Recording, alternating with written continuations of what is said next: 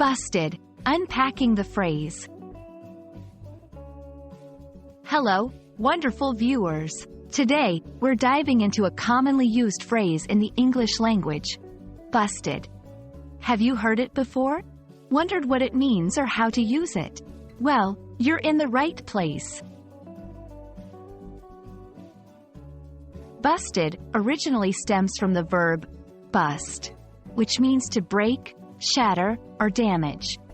If something is busted, it's broken or no longer in working condition. For instance, my old radio is busted, it won't turn on anymore. She busted the vase when she accidentally knocked it over.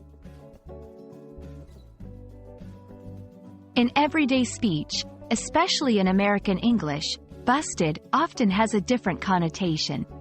When someone says, "You're busted," they generally mean 1. You're caught, especially when someone is found doing something they shouldn't be. 2. I found out your secret or lie. Examples: you sneak into the kitchen to eat a cookie before dinner, and your mom walks in exclaiming, "Busted."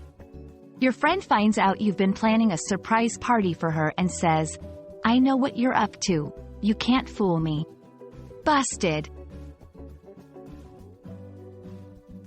Using busted in a colloquial context often comes with a certain facial expression and tone. Usually, it's a playful or teasing tone, accompanied by a smirk or a raised eyebrow.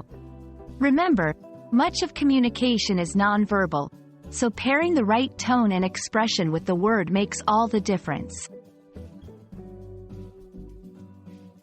To understand busted better, let's look at some synonyms that can be used in its place.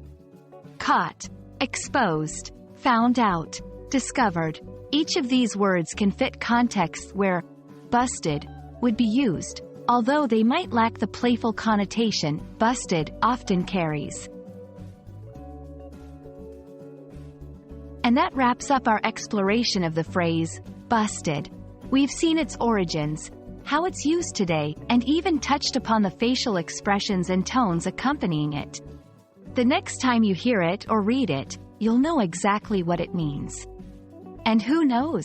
You might even find the perfect moment to use it yourself.